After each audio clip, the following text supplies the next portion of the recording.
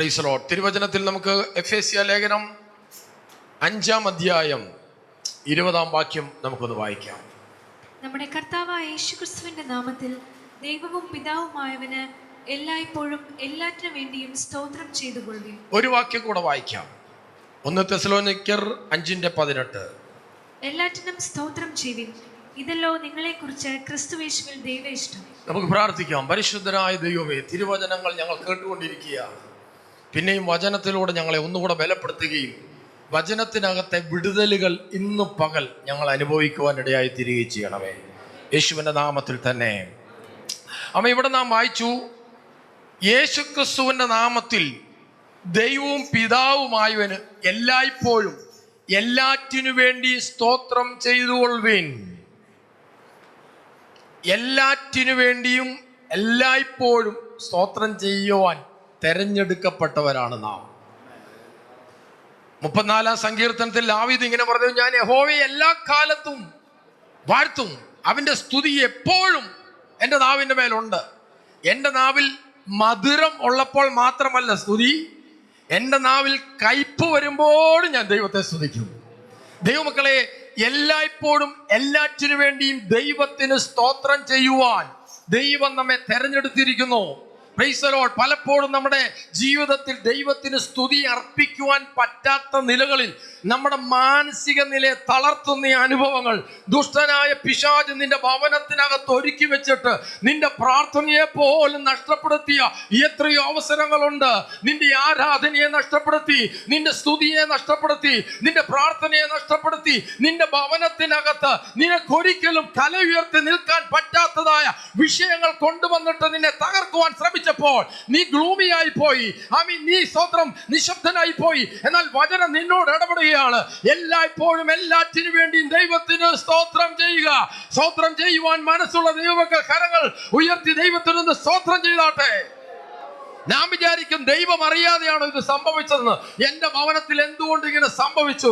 എൻ്റെ പ്രാർത്ഥനയുടെ അന്തരീക്ഷം നഷ്ടപ്പെട്ടു, എൻ്റെ ആരാധനയുടെ അന്തരീക്ഷം നഷ്ടപ്പെട്ടു, എനിക്ക് പൊങ്ങിയൊന്ന് എണീറ്റ് നിൽക്കാൻ പറ്റത്തില്ല. അതുപോലെ 100,000 വിഷയങ്ങൾ ഒന്നിനു പുറകെ ഒന്നായി സ്തോത്രം എൻ്റെ നേരെ വന്നപ്പോൾ ഞാൻ പ്രാർത്ഥിക്കാൻ പോലും അശക്തനായി തീർന്നെങ്കിൽ ഇന്ന് വചനം നിന്നോടാണ് ഇടപെടുന്നത്. ഏത് സാഹചര്യത്തിലും ദൈവത്തിന് സ്തോത്രം ചെയ്യുവാൻ നിന്റെ നാവിൻ്റെ മേലൊരു അഭിഷേകം ദൈവം തന്നിട്ടുണ്ട്.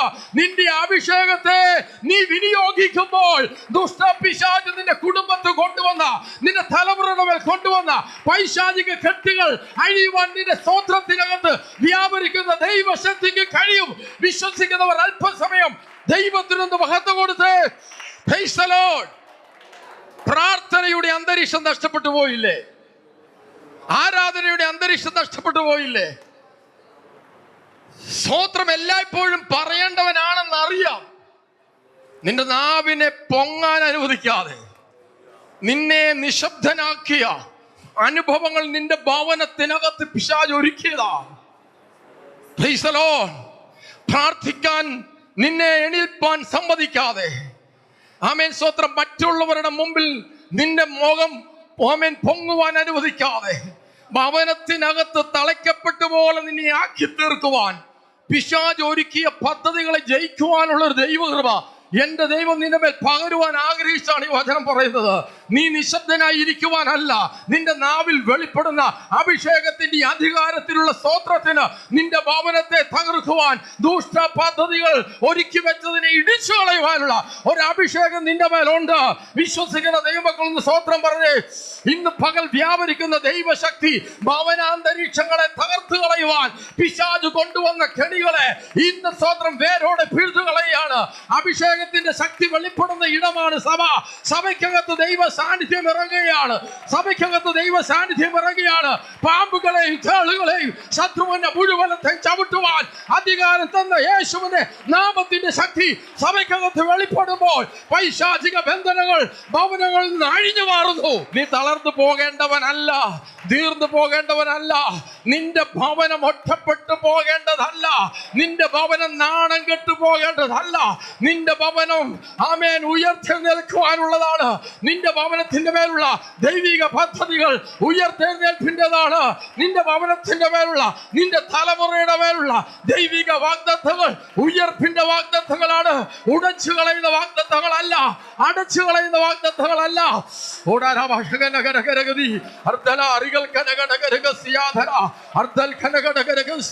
യേശുക്രിസ്തുവിന്റെ നാമത്തിൽ ഞങ്ങൾ സഭയായി ജയമെടുക്കുകയാണ്. യേശുക്രിസ്തുവിന്റെ നാമത്തിൽ ഞങ്ങൾ സഭയായി ജയമെടുക്കുകയാണ്. യേശുക്രിസ്തുവിന്റെ നാമത്തിൽ ഞങ്ങൾ സഭയായി ജയമെടുക്കുകയാണ്. Praise the Lord, praise the Lord, praise the Lord. ഞാനിത് പ്രാരംഭമായി പറഞ്ഞത് നമ്മുടെ ആരാധനയെ നഷ്ടപ്പെടുത്തുവാൻ, നമ്മുടെ പ്രാർത്ഥനയെ നഷ്ടപ്പെടുത്തുവാൻ പിശാച് പല നിലകളിൽ ശ്രമിച്ചുകൊണ്ടിരിക്കുക. നാം എന്തിനാണ് ആരാധിക്കുന്നത്? എന്തെങ്കിലും കിട്ടാനൊന്നുമല്ല ആരാധന കേട്ടോ. ദൈവത്തെ അവൻ ദൈവമെന്നറിഞ്ഞ് മഹത്വം കൊടുക്കുന്നത് ആരാധന. Price the Lord. എന്തെങ്കിലും കിട്ടാൻ വേണ്ടിയുള്ള ആരാധനയുടെ ഉറവിടം എവിടാന്ന് വെച്ചാൽ പിശാചാ അല്ലേ? 40 നാള് മരുഭൂമിയിൽ ഉപവസിച്ച് പ്രാർത്ഥിച്ച നമ്മുടെ കർത്താവിൻ്റെ ഒരിക്കൽ പിശാചു എന്ന് പറഞ്ഞ ഒരു കാര്യമുണ്ടല്ലോ, ലോകത്തിൻ്റെ മഹത്വങ്ങൾ മുഴുവൻ അങ്ങ് കാണിച്ചു കൊടുത്തു. എന്നിട്ട് എന്താ പറഞ്ഞേ? നീ എന്നെ വീണ് നമസ്കരിച്ചാൽ ഇതൊക്കെ ഞാൻ നിനക്ക് തരാം. അങ്ങനാണെങ്കിൽ എന്തെങ്കിലും കിട്ടാൻ വേണ്ടിയുള്ള ആരാധന പൈശാചികമാണ്.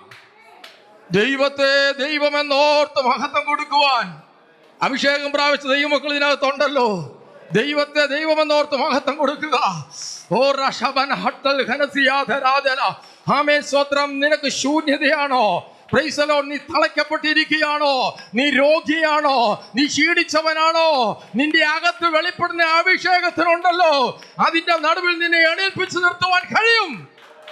Price Jesus, praise Jesus, hallelujah, price the Lord.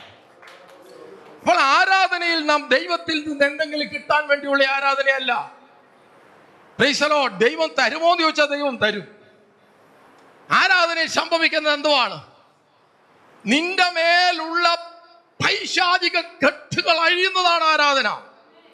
ദൈവത്തിന് മഹത്വം കൊടുക്കുമ്പോൾ ദൈവ സാന്നിധ്യം നിന്റെ ആത്മമണ്ഡലത്തിലേക്കും നിന്റെ ശരീരത്തിന്റെ മണ്ഡലത്തിലേക്കും ഇറങ്ങി വരുമ്പോൾ പൈശാചിക കെട്ടുകൾ അഴിയുവാൻ തുടങ്ങും. അത് ഭൗതികമായ നിലകളിലാണെങ്കിലും പൗലോസും ശീലാസും ആരാധിച്ചപ്പോൾ അവർക്ക് പൈശാചിക കെട്ടല്ല, മാനുഷിക കെട്ടുകളായിരുന്നു. മാനുഷിക കെട്ടുകളെയും ആമേൻ സ്തോത്രം അഴിച്ചു കളഞ്ഞിട്ട് ആമേൻ കാരാഗൃഹത്തിന്റെ അടിസ്ഥാനത്തെ കുലുക്കി കാരാഗൃഹത്തെ പൊളിക്കുന്ന അഭിഷേകം ഭൗതിക മണ്ഡലത്തിലും വെളിപ്പെടും. ആത്മമണ്ഡലത്തിൽ മാത്രമല്ല, ഭൗതിക മണ്ഡലത്തിലും ആത്മാവിൽ ആരാധിക്കുന്ന ദൈവജനത്തിന്റെ മേൽ പകരുന്ന അഭിഷേകം വിടുതലുകളായിരിക്കും. ഈ എല്ലായ്പ്പോഴും എല്ലാറ്റിനു വേണ്ടി സ്തോത്രം ചെയ്യുവാൻ പറയാൻ എളുപ്പമാണ്, പ്രസംഗിക്കാനും എളുപ്പമാണ്. എത്രയോ ആളുകൾ ജീവിതത്തിൽ പ്രയാസങ്ങൾ, ദൈവത്തെ അറിഞ്ഞിട്ടും എൻ്റെ ജീവിതത്തിൽ എന്തുകൊണ്ടാണ് ഇത് സംഭവിച്ചെന്നുള്ള 100,000 ചോദ്യങ്ങളുമായിരിക്കുമ്പോൾ ദൈവത്തിനൊന്നേ പറയാനുള്ളൂ, വചനത്തിനൊന്നേ പറയാനുള്ളൂ. എല്ലായ്പ്പോഴും എല്ലാറ്റിനു വേണ്ടി സ്തോത്രം ചെയ്യുക. നിന്റെ ഭവനത്തിൽ ഇപ്പോൾ ആമേൻ സ്തോത്രം ദുഃഖകരമായി എന്ന് ലോകം പറയുന്ന ഒരു സാഹചര്യമാണോ? ദൈവം അറിയാതെ സംഭവിച്ചതല്ല കേട്ടോ. ദൈവം അറിയാതെ സംഭവിച്ചതല്ല കേട്ടോ. ദൈവം സകലതും അറിയുന്നു. എങ്ങനാണെങ്കിൽ നിന്റെ നാവിൻ്റെ മേൽ വെളിപ്പെടുന്ന ഒരു സ്തോത്രത്തിന് ആ കെട്ടിനെ അഴിക്കാൻ ഒരഭിഷേകം എൻ്റെ ദൈവം പകരും. കാരണം ദൈവത്തിന്റെ വചനത്തോട് വിശ്വസ്തതയുണ്ട്. ദൈവം വിശ്വസ്തനായ ദൈവമാണ്. നിന്റെ നാവിൽ ഒരഭിഷേകത്തിന്റെ സ്തോത്രം ഉയരുവാൻ ദൈവം കണ്ടിരിക്കുന്നത് കൊണ്ട് ചില വിഷയങ്ങളെ അനുവദിച്ചതാ. അതിന്റെ മധ്യത്തിൽ എൻ്റെ ദൈവം നിന്നെ ജയാളിയായി നിർത്തും. ഇത് ജീവിതത്തിൽ അനുഭവിച്ചറിഞ്ഞിട്ടുള്ള ദൈവമക്കളൊന്ന് സ്തോത്രം ചെയ്താട്ടെ. Praise the Lord. പ്രതികൂലങ്ങളുടെ മധ്യത്തിൽ തളർന്നിരുന്ന് പോയവരല്ല. പ്രതികൂലങ്ങളുടെ മധ്യത്തിൽ തളർന്നിരിക്കാനാണെങ്കിൽ അങ്ങനെ ഇരിക്കാനേ പറ്റത്തുള്ളൂ. പ്രതികൂലങ്ങളുടെ മധ്യത്തിൽ ഗ്ലൂമി ആയിട്ട് ഇരിക്കാനാണെങ്കിൽ ജീവിതകാലം മുഴുവനും അങ്ങനെ ഇരിക്കാനേ പറ്റത്തുള്ളൂ. എന്നാൽ എൻ്റെ നാവിൽ അവൻ പുകഴ്ച ഒരുക്കിയിരിക്കുന്നു. അവൻ ശിശുക്കളുടെയും മുല കുടിക്കുന്നവരുടെയും വായിൽ ബലം നിയമിച്ച് എൻ്റെ ദൈവം അഭിഷേകത്തിന്റെ ശക്തിയാൽ എൻ്റെ നാവിൻ്റെ മേൽ അഭിഷേകം പകർന്നിരിക്കുന്നു. അഭിഷേകത്തിന്റെ പുഷ്ടിയാൽ നുകങ്ങൾ തകരുക തന്നെ ചെയ്യും. നമുക്കൊരു വചനം കൂടെ, ഒരു വചന ചിന്തയ്ക്കായി ഒരു വചനം കൂടെ നമുക്ക് വായിക്കാം. ലൂക്കോസ് സുവിശേഷം 24-ാം അധ്യായം 25-ാം വാക്യം. അവൻ അവരോട്, അയ്യോ ബുദ്ധിഹീനരെ, പ്രവാചകന്മാർ പറഞ്ഞിരിക്കുന്നതെല്ലാം വിശ്വസിക്കാത്ത മന്ദബുദ്ധികളെ, ക്രിസ്തു ഇങ്ങനെ കഷ്ടം അനുഭവിച്ചിട്ട് തന്റെ മഹത്വത്തിൽ കടക്കേണ്ടതല്ലയോ എന്ന് പറഞ്ഞു. മോശ തുടങ്ങി സകല പ്രവാചകന്മാരിൽ നിന്നും എല്ലാ തിരുവെഴുത്തുകളിലും തന്നെക്കുറിച്ചുള്ളത് അവർക്ക് വ്യാഖ്യാനിച്ചു കൊടുത്തു. Praise the Lord. ഈ സംഭവം നിങ്ങൾക്കറിയാം. കർത്താവിൻ്റെ ക്രൂശ് മരണ പുനരുത്ഥാനത്തിന് ശേഷം 2 പേര് യെരുശലേമിൽ നിന്നും 7 നാഴിക ദൂരത്തുള്ള എമ്മേവോസിലേക്ക് പോവുകയായി. അവർ ഭാര്യയും ഭർത്താവുമാണെന്ന് പൊതുവെ വിശ്വസിക്കപ്പെടുന്നു. കാരണം 2-3 തെളിവുകളുടെ അടിസ്ഥാനത്തിൽ അതങ്ങനെ നമുക്ക് സ്ഥാപിക്കാം.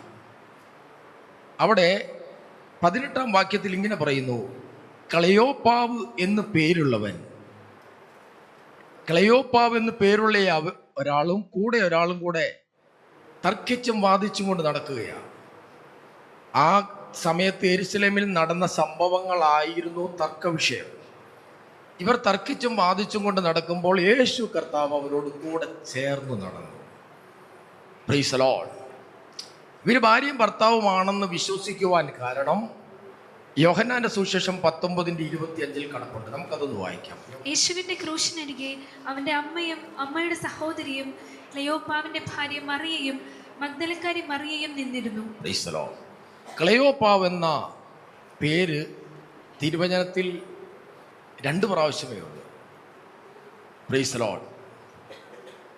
ഒന്ന്, എമ്മേവോസിലേക്ക് പോയി തർക്കിച്ചുകൊണ്ട് പോയിരുന്ന 2 വ്യക്തികളിൽ ഒരുത്തൻ്റെ പേര് ക്ലെയോപ്പാവാണെന്ന് നമ്മിവിടെ വായിക്കുന്നു.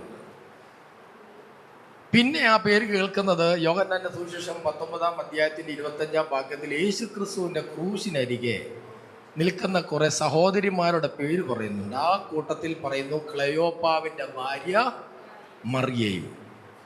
അപ്പൊ കാര്യങ്ങൾ ഏകദേശം വ്യക്തമാകുന്നു. പിന്നെ ഇവർ യേശുവിൻ്റെ പുനരുത്ഥാനം നടന്നു എന്ന് പറയുന്ന ദിവസം വൈകുന്നേരത്തോടടുപ്പിച്ച് ഇവരുടെ 7 നാഴിക ദൂരത്തിലുള്ള ഇവരുടെ ഭവനത്തിലേക്ക് യാത്രയാവുകയാണ്. 7 നാഴിക എന്ന് പറയുമ്പോൾ 7 മൈലെന്നെടുത്തു. അങ്ങനെയാണെങ്കിൽ ഒരു 10-10.5 കിലോമീറ്റർ. ഈ 10-10.5 കിലോമീറ്റർ ഇവർ നടന്നു പോവുകയാണ്. 10-10.5 കിലോമീറ്റർ നടക്കണമെങ്കിൽ സ്വാഭാവികമായിട്ടൊരു 1.5-2 മണിക്കൂറിനടുത്ത് വരും എന്നാണ് തോന്നുന്നത്. അപ്പോൾ ഇവരിങ്ങനെ തർക്കിച്ചും വാദിച്ചും കൊണ്ട് നടക്കുമ്പോൾ യേശു അവരോട് കൂടെ ചേർന്ന് നടന്നു. നിങ്ങൾ തർക്കിക്കുന്ന വിഷയം ചോദിച്ചു. ക്ലെയോപ്പാവ് എന്ന് പേരുള്ള ആള് പറയുകയാണ്. ആ ആള് പറയുന്നത് എന്തൊക്കെയാണ്? അന്ന് ദൈവത്തിനും സകല ജനത്തിനും മുമ്പാകെ പ്രവൃത്തിയിലും വാക്കിലും ശക്തിയുള്ള പ്രവാചകനായിരുന്ന നസറായനായ യേശുവിനെ കുറിച്ചുള്ളത് തന്നെ നമ്മുടെ പുരോഹിതന്മാരും പ്രമാണികളും അവനെ മരണവിധിക്ക് ഏൽപ്പിച്ച് ക്രൂശിച്ചു.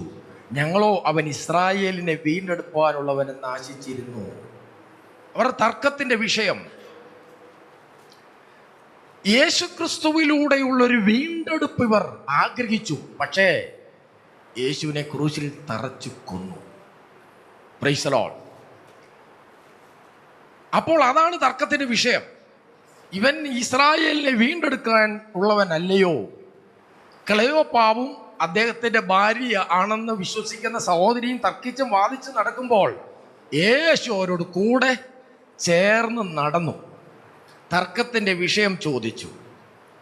അതിനുശേഷം അവരുടെ ഉള്ളിലുള്ള കാര്യങ്ങൾ കർത്താവ് അറിഞ്ഞിട്ട് അവരോടൊരു ചോദ്യം ചോദിക്കുന്നുണ്ട്. അയ്യോ ബുദ്ധിഹീനരെ, പ്രവാചകന്മാർ പറഞ്ഞിരിക്കുന്നതെല്ലാം വിശ്വസിക്കാത്ത മന്ദബുദ്ധികളെ. യേശുവിൻ്റെ ആ വിളി ഒന്നോർത്ത്, ഞാൻ ഇവിടെ നിന്നുകൊണ്ട് നിങ്ങളെ മന്ദബുദ്ധികളെ എന്ന് വിളിച്ചാൽ, പ്രൈസ് ദി ലോർഡ്, നിങ്ങൾക്ക് എന്നെ പറ്റി ഉള്ള മനസ്സിലുള്ള ഒരു അവഞ്ഞയോ എന്തോ നിങ്ങൾക്ക് എന്നോട് വെറുപ്പായിരിക്കും. പക്ഷെ ഞാൻ വിളിക്കുന്നില്ല, ഞാൻ വായിച്ച് കേൾപ്പിക്കുന്നതേ ഉള്ളൂ. എന്തുവാ? ബുദ്ധിഹീനരെ, പ്രവാചകന്മാർ പറഞ്ഞിരിക്കുന്നത് എല്ലാം വിശ്വസിക്കാത്ത മന്ദബുദ്ധികളെ. എന്നിട്ട് പറയാണ്, ക്രിസ്തു ഇങ്ങനെ കഷ്ടം അനുഭവിച്ചിട്ട് തന്റെ മഹത്വത്തിൽ കടക്കേണ്ടതല്ലയോ? അപ്പോൾ ഇവരുടെ വിഷയം യേശു ക്രിസ്തു കഷ്ടത അനുഭവിച്ചു എന്നുള്ളത് ഇവർക്കങ്ങ് അംഗീകരിക്കാൻ ബുദ്ധിമുട്ടാണ്. യേശു ചെയ്ത അത്ഭുതങ്ങൾ ഇവർ കണ്ടു. മരിച്ചവരെ ഉയർപ്പിച്ചു. എല്ലാ അത്ഭുതങ്ങളും കണ്ടതാ. പക്ഷേ യേശു കഷ്ടം അനുഭവിക്കും എന്നുള്ളത് അവർക്ക് അങ്ങോട്ട് ഉൾക്കൊള്ളാൻ പറ്റുന്നില്ല. അപ്പോൾ കർത്താവ് പറയാണ്, എന്തടിസ്ഥാനത്തിലാണ് കർത്താവ് പറഞ്ഞേ? ക്രിസ്തു ഇങ്ങനെ കഷ്ടം അനുഭവിച്ചിട്ട് തൻ്റെ മഹത്വത്തിൽ കടക്കേണ്ടതല്ലയോ? അപ്പോൾ ഒരു കഷ്ടതയിലൂടെ യേശു ക്രിസ്തു മഹത്വത്തിൽ പ്രവേശിക്കണം എന്നുള്ളത് ദൈവത്തിൻ്റെ പദ്ധതിയാണ്. യേശു അത്ഭുതം ചെയ്യുന്നു, അതവർ വിശ്വസിക്കാൻ തയ്യാറാണ്. യേശു ആമേൻ രാജാവായി വാഴും, അതും അവർ വിശ്വസിക്കുവാൻ തയ്യാറാണ്. പക്ഷെ യേശു കഷ്ടത അനുഭവിക്കും. തങ്ങളുടെ ഉദ്ധാരകനായി വരുന്ന, തങ്ങളെ രക്ഷിപ്പാൻ വരുന്ന യേശു കഷ്ടത അനുഭവിക്കും എന്നുള്ള സംഗതി അവർക്കങ്ങ് വിശ്വസിക്കാൻ പറ്റുന്നില്ല. അതായിരുന്നു വിഷയം. അപ്പോൾ യേശു എന്താ ചെയ്തത്? മോശയെ തുടങ്ങി സകല പ്രവാചകന്മാരിൽ നിന്നും എല്ലാ തിരുവെഴുത്തുകളിലും തന്നെക്കുറിച്ചുള്ളത് അവർക്ക് വ്യാഖ്യാനിച്ചു കൊടുത്തു. ഏകദേശം 1.5 മണിക്കൂർ കൊണ്ട് ഉൽപ്പത്തി മുതൽ മാലാഖി വരെ കർത്താവായ യേശു ഒരു ക്ലാസ് എടുത്തു എന്നല്ലേ എൻ്റെ അർത്ഥം. മോശയുടെ പുസ്തകങ്ങൾ ഉൽപ്പത്തി, പുറപ്പാട്, ലേവ്യ, സംഖ്യ, ആവർത്തനം. മോശയെ തുടങ്ങി പഴയ നിയമത്തിലെ അവസാനത്തെ അധ്യായം മാലാഖി പ്രവചനം വരെയുള്ളത് വിവരിച്ചു കൊടുത്തു. Price the Lord. എന്നിട്ടും യേശു ആരാണെന്ന് പറഞ്ഞില്ല. നിങ്ങളുടെ കൂടെ നടക്കുന്ന ഈ ആളാണ് ആ ആള് എന്ന് യേശു വെളിപ്പെടുത്തിയില്ല. നമുക്കൊക്കെ അങ്ങനെ ചെയ്യാൻ പറ്റുമോ? അപ്പോൾ ഉൽപ്പത്തി പുസ്തകത്തിൽ സ്ത്രീയുടെ സന്തതി സർപ്പത്തിന്റെ തലയെ തകർക്കും, അത് ഞാനായിരുന്നു, അത് യേശുവായിരുന്നു. പുറപ്പാട് പുസ്തകത്തിലെ അറുക്കപ്പെട്ട കുഞ്ഞാട്, അത് യേശുവായിരുന്നു. ലേവ്യ സംഖ്യാ പുസ്തകത്തിലെ ഉയർത്തപ്പെട്ട പിച്ചള സർപ്പം, അത് യേശുവായിരുന്നു. ഓരോന്നോരോന്നായിട്ട് ഈ 1.5 മണിക്കൂർ കൊണ്ട് കർത്താവ് പഠിപ്പിച്ചു കൊടുത്തു. Price the Lord. എന്നിട്ടും ആ യേശുവാണ് താനെന്ന് വെളിപ്പെടുത്തിയില്ല. Price the Lord. അപ്പോൾ തർക്കവും വാദവും ഉണ്ടായപ്പോൾ കൂടെ യേശു നടന്നു. അവര് പലതും വിശ്വസിക്കുന്നവരാ. എന്നാൽ ഇതവർ വിശ്വാസം എന്നത്, ഞാൻ പറയട്ടെ, നമ്മൾ കണ്ട ഒരു കാര്യം അത് വിശ്വസിക്കുന്നെന്ന് പറയുന്നതിന് വലിയ കാര്യമൊന്നുമല്ല. ഞാനൊരു വാഹന അപകടം കണ്ടു, ഒരാൾ മരിച്ചു കിടക്കുന്നത് കണ്ടു, ഞാനത് വിശ്വസിക്കുന്നു എന്ന് പറയാനായിട്ട് വല്ല വിശ്വാസം വല്ലതും വേണോ? അതൊരു ലോജിക്കാ, അത് കണ്ട കാര്യമാ. എന്നാൽ കാണാത്ത ഒരു കാര്യം വിശ്വാസത്താൽ അറിയാൻ പറ്റുന്നവനാണ് വിശ്വാസി, അല്ലേ? യേശു അത്ഭുതങ്ങൾ ചെയ്തു. യേശുവിന്റെ കൂടെ നടന്ന ആളുകൾ അത്ഭുതങ്ങൾ കണ്ടു, മരിച്ച ആളെ ഉയർപ്പിച്ചതും ഒക്കെ കണ്ടതാ. അതുകൊണ്ട് ആൾ വിശ്വാസിയാണെന്ന് പറയാൻ പറ്റുമോ? അല്ല, അതൊരു റിയലായി നടന്ന ഒരു സംഭവം കണ്ടതാ. എന്നാൽ യേശുവിനെ കുറിച്ച് പറഞ്ഞ സംഗതികൾ കണ്ടിട്ടില്ല, പോയിട്ടില്ല, കേട്ടതേ ഉള്ളൂ. അത് നിമിത്തം വിശ്വസിക്കാൻ പറ്റുന്നുണ്ടെങ്കിൽ അവനാണ് യഥാർത്ഥ വിശ്വാസി. വിശ്വാസത്തിന്റെ നിർവചനം നമുക്കറിയാം. വിശ്വാസം എന്നതോ ആശിക്കുന്നതിൻ്റെ ഉറപ്പും കാണാത്ത കാര്യങ്ങളുടെ നിശ്ചയവുമാകുന്നു. വിശ്വാസം എങ്ങനെയാ വരുന്നത്? കണ്ടിട്ടാണോ? കണ്ടിട്ട് വരുന്നത് വിശ്വാസമല്ല, അത് റിയലായി നടന്ന ഒരു സംഗതിയെ മനസ്സിലാക്കുന്നതേ ഉള്ളൂ. വിശ്വാസം കേൾവിയാലും, കേൾവി ക്രിസ്തുവിൻ്റെ വചനത്താലും വരുന്നു. ക്രിസ്തുവിൻ്റെ വചനം കേട്ടിട്ട് വിശ്വസിക്കാൻ പറ്റുന്നുണ്ടെങ്കിൽ നമ്മളാണ് യഥാർത്ഥ വിശ്വാസികൾ. Price the Lord. ഇവിടെ ഈ പ്രിയപ്പെട്ടവര് അത്ഭുതങ്ങൾ കണ്ട ആളുകളായിരിക്കാം.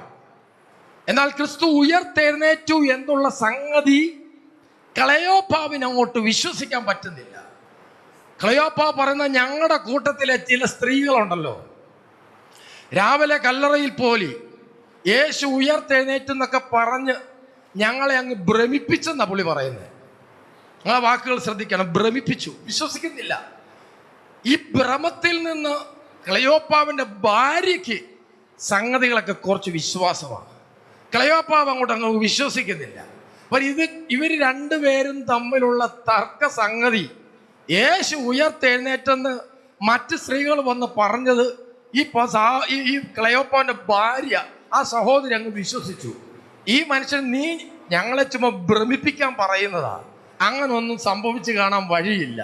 കാരണം ക്രിസ്തു കഷ്ടം അനുഭവിക്കുന്നു എന്നുള്ളത് അംഗീകരിക്കാൻ ബുദ്ധിമുട്ടാണ്. ഈ തർക്കവും വാദവും നടക്കുന്നതിൻ്റെ ഇടയ്ക്കാണ് യേശു വന്നേച്ച് ആമേൻ സങ്കീർത്തനങ്ങളിലും പ്രവാചക പുസ്തകങ്ങളിലും മോശയുടെ ന്യായപ്രമാണത്തിലും ഒക്കെ എഴുതിയിരിക്കുന്ന കാര്യങ്ങൾ അങ്ങോട്ട് വിവരിച്ചു കൊടുത്തത്.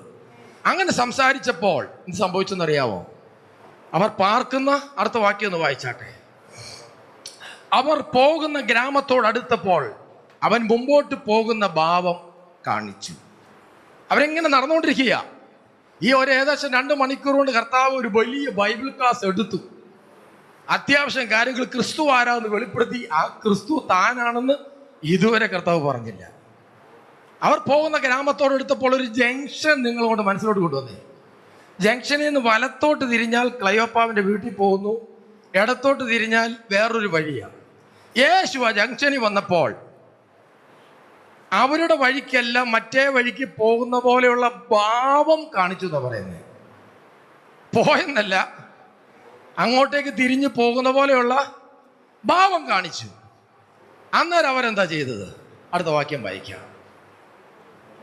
അവരെ ഞങ്ങളോട് കൂടെ പാർക്കുക, നേരം വൈകി അസ്തമിക്കാനായല്ലോ എന്ന് പറഞ്ഞ് അവരെ നിർബന്ധിച്ചു.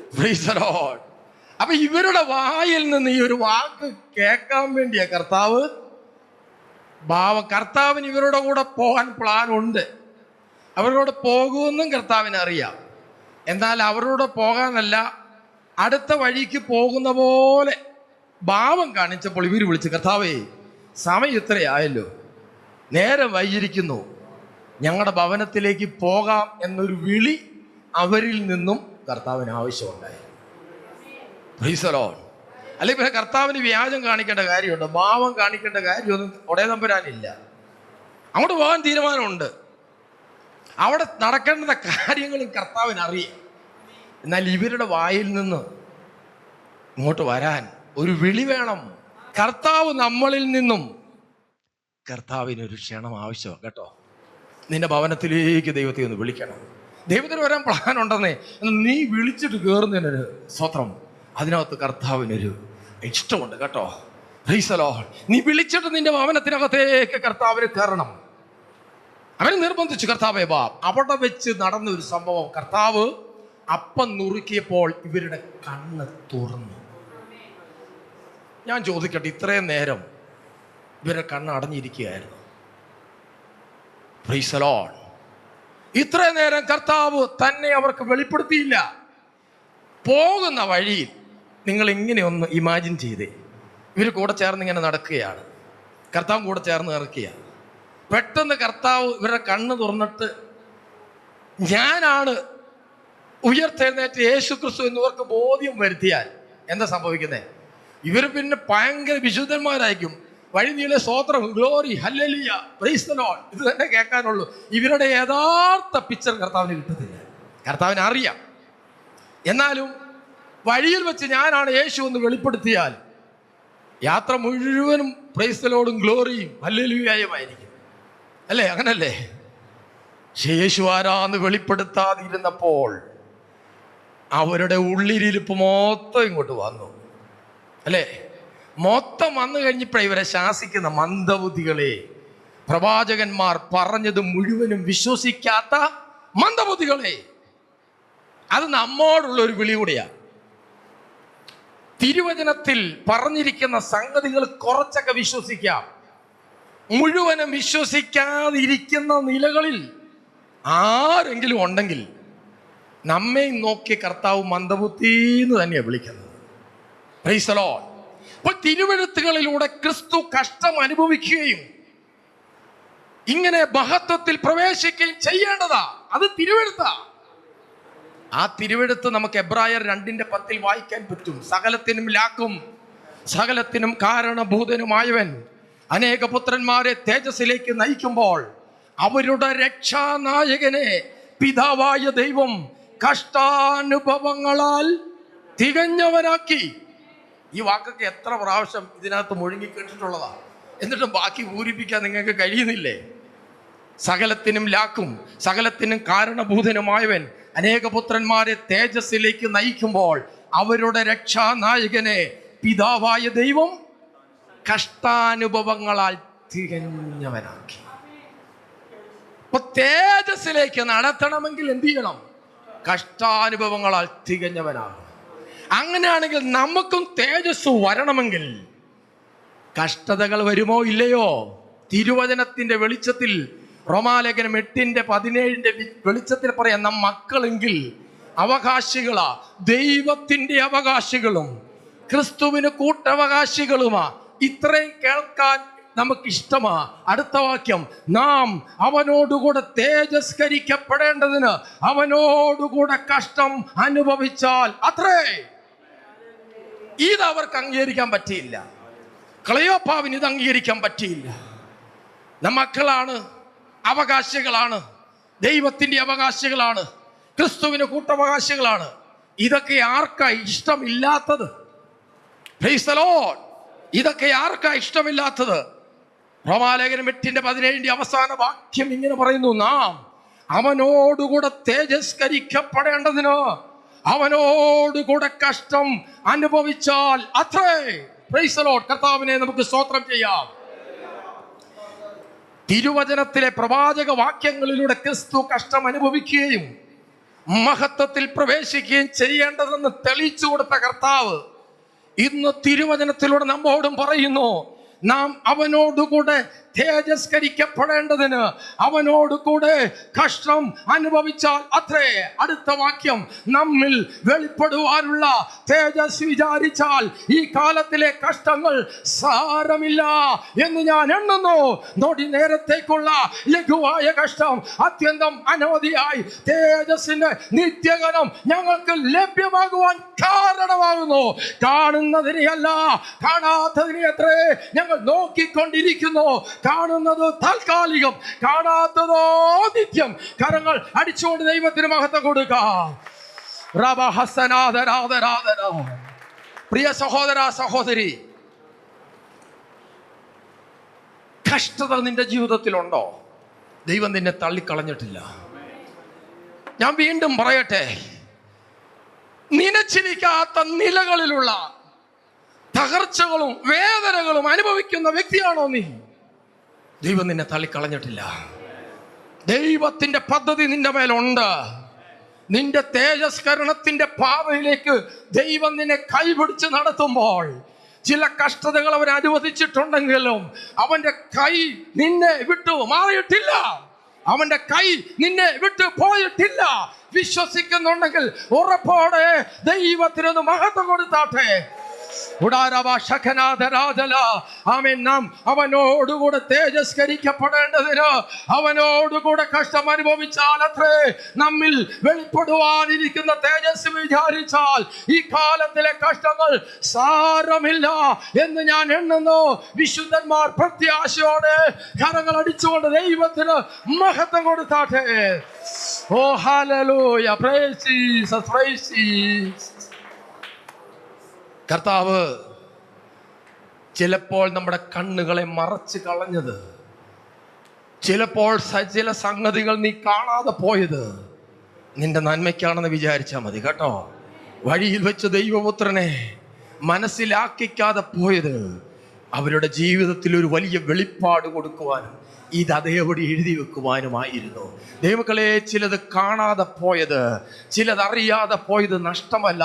ദൈവത്തിൻ്റെ ഒരു പദ്ധതിയുണ്ട്, ദൈവത്തിൻ്റെ ഒരു പദ്ധതിയുണ്ട്. അവൻ നിന്നോട് കൂടെ ചേർന്ന് നടക്കുക, നിന്നോട് കൂടെ ചേർന്ന് നടക്കുക. ഇന്ന് വചനത്തിൻ്റെ ശക്തി നിന്നെ ഉദ്ധരിക്കുക, നിന്റെ വചനത്തിൻ്റെ ശക്തി നിന്നെ പിടിപ്പിക്കുക. നീ എണീറ്റ് ദൈവത്തിന് മഹത്വം കൊടുക്കുവാൻ ചിലതിനെ അനുവദിച്ചതേ ഉള്ളൂ. വിശ്വസിക്കുന്നവർ കരങ്ങൾ ഉയർത്തി ദൈവത്തിന് സ്തോത്രം ചെയ്താട്ടെ. ആട്ടിൻകൂട്ടം തെറ്റി പോയവൻ ഞാൻ ഏകനായി ഭൂമിയിൽ.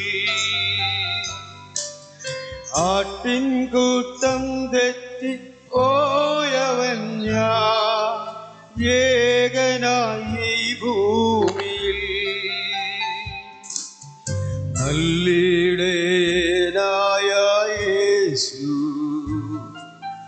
എന്നെയും തേടി വന്നു. നല്ലിടയനായ യേശു എന്നെയും തേടി